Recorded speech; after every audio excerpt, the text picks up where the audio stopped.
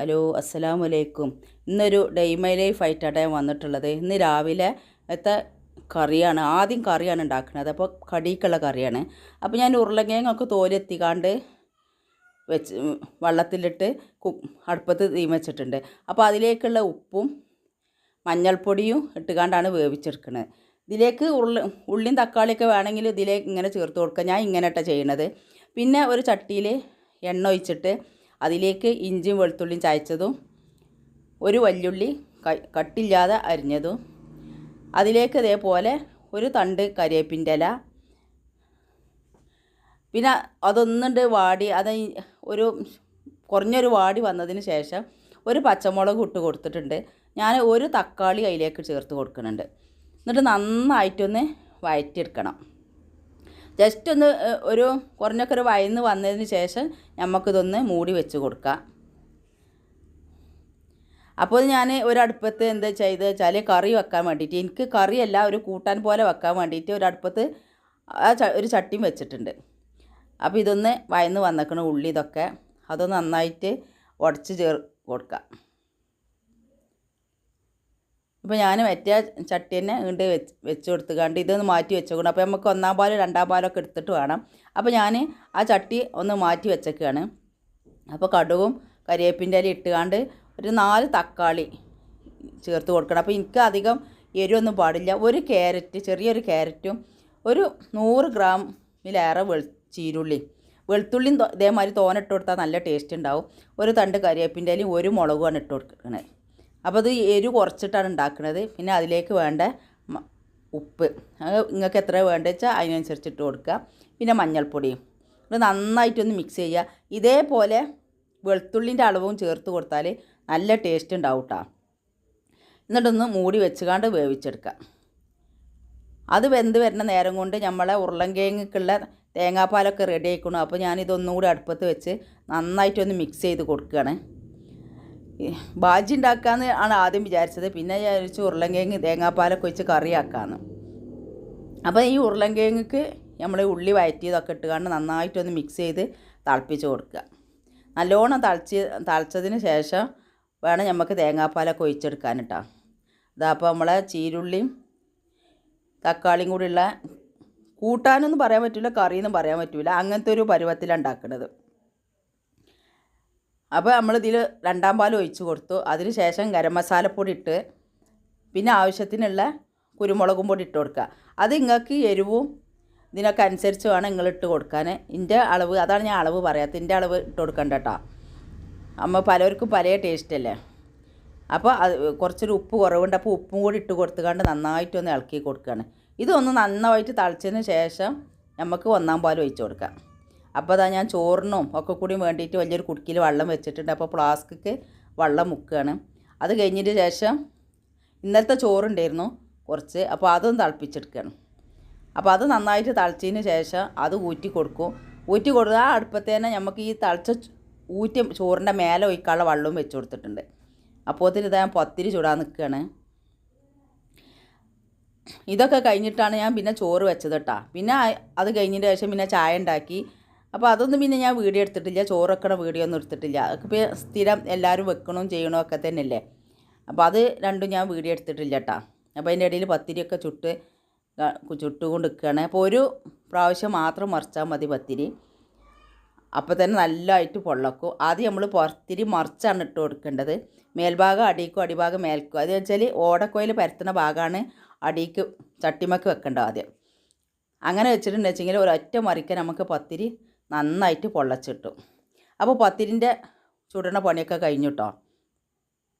ഇനി ഞാൻ കറി വെക്കാൻ വേണ്ടിയിട്ട് ഒരു 5 പച്ചമുളകും മഞ്ഞൾപ്പൊടിയും പരിപ്പും കൂടി തീ വെക്കുകയാണ്. നിങ്ങൾ വിചാരിക്കുന്നുണ്ടാവും എന്താ പാത്രത്തിൽ അളന്നുകാണ്ട് മഞ്ഞൾപ്പൊടി എടുത്തേക്കണം. അപ്പോൾ ഇന്ന് കുപ്പികളൊക്കെ കൈകാട്ടുന്ന ദിവസമാണ്. എല്ലാ കുപ്പികളും കൈകാൻ വെച്ചിട്ടുണ്ട്.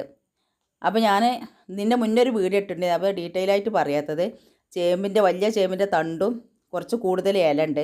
ആ ഇലയൊക്കെ കൂടി ഒന്ന് വേവിച്ചെടുക്കുകയാണ്.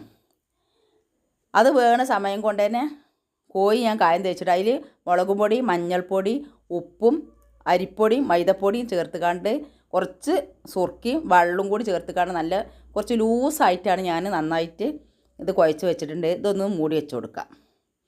അതപ്പോൾ തന്നെ നമ്മളെ കറിക്കുള്ള പരിപ്പും ഇതൊക്കെ റെഡി ആയിട്ടുണ്ട്. അപ്പോൾ നോക്കാം. അപ്പോൾ ഇന്ന് കൂടുതൽ വേണ്ടപ്പോൾ ഞങ്ങൾക്ക് ഇന്ന് മുതൽ 4 ആളാണ് പണിക്കാരുള്ളത്.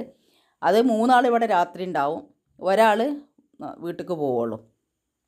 അപ്പോൾ കുറച്ച് കൂടുതൽ വേണം. അപ്പോൾ ഞാൻ ഒരു തേങ്ങ തന്നെ അരച്ചുകാണ്ട് ഇന്ന് കറി വെക്കുന്നുണ്ട്. അപ്പോൾ ഇത് നന്നായിട്ടൊന്ന് തിളപ്പിച്ചുകാണ്ട് റെഡിയാക്കി എടുക്കാം. നന്നായിട്ട് കച്ചറൊക്കെ കഴിഞ്ഞാണ്. പൈസ ഭയങ്കര കരച്ചിലുള്ള ദിവസമാണ്. ഇപ്പോൾ ഏതായാലും കൊണ്ട് കൊണ്ടുപോയി ഉറക്കാൻ നിന്നേക്കണ്. അത് കഴിഞ്ഞിട്ട് വേണം ഇവിടെ ഒക്കെ ഒന്നിട്ട് വൃത്തിയാക്കാൻ. ഇപ്പോൾ കുട്ടികളുണ്ടാകുമ്പോൾ നമുക്ക് എപ്പത്തിമാരൊന്നും റെഡി ആവില്ലല്ലോ. എല്ലാം കൂടി ഒരു കഥ. കുപ്പികളൊക്കെ കൈകാടാണ്ട്. അപ്പോൾ ഇതാണ് ഇന്നത്തെ അവസ്ഥ. നേരെ 11 മണിയായി. ഈ നേരത്തൊന്നും ഒരിക്കലും എനിക്ക് ഇങ്ങനെ ഉണ്ടാവലില്ല. അപ്പോൾ ഇതൊക്കെ ഒന്നുകൊണ്ട് വൃത്തിയാക്കി റെഡിയാക്കി എടുക്കട്ടെ.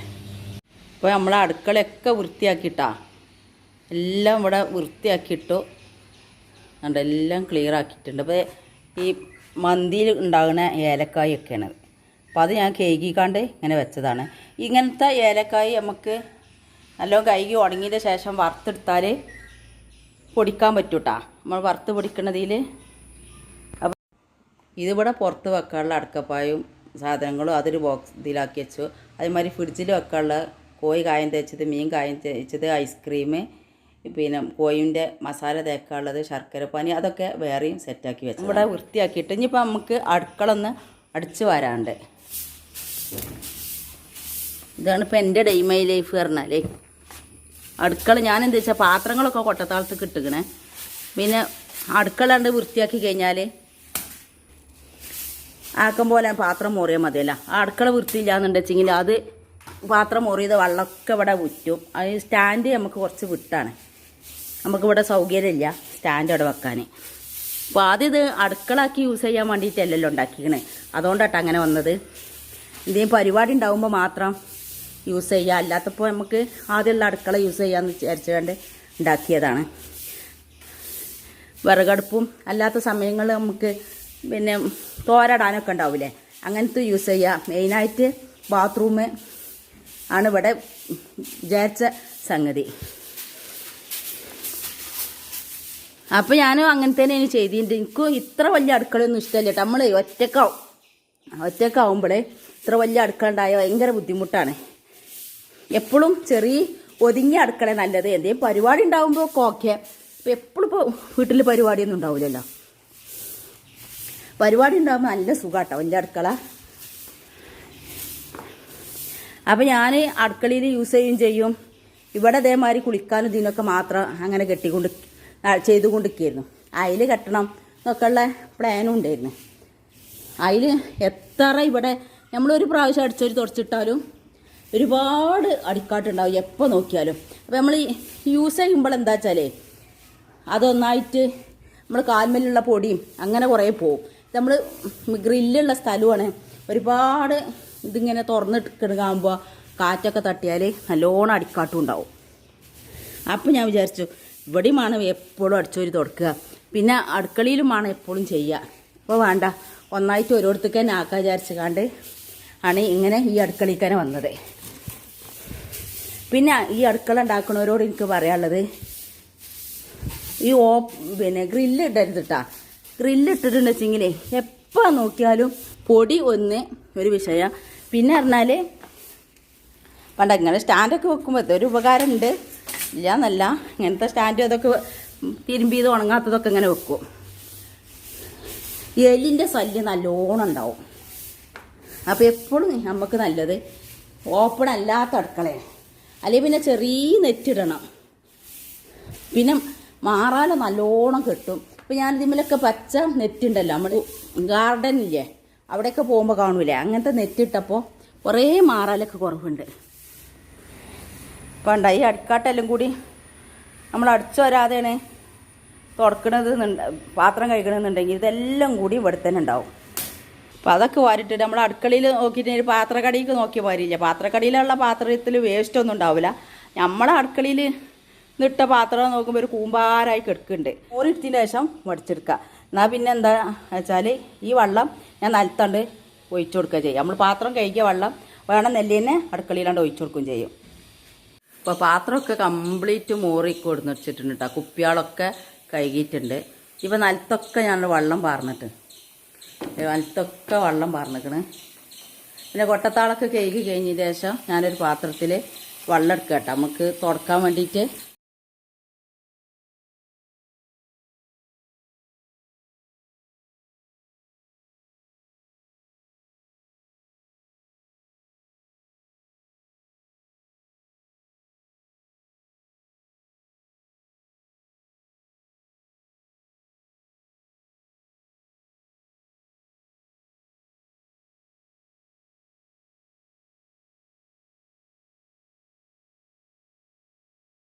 എൻ്റെ ചാനൽ ആദ്യമായിട്ട് കാണുന്നവരാണെങ്കിൽ സബ്സ്ക്രൈബ് ചെയ്യുക.